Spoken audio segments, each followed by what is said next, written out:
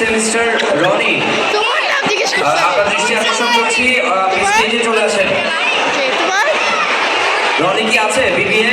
আচ্ছা আমি তোমার সাথে পরে কথা বলবো এটা live BBA 5th semester Roni, আপনার দৃষ্টি আকর্ষণ করছি, স্টেজে চলে আসেন।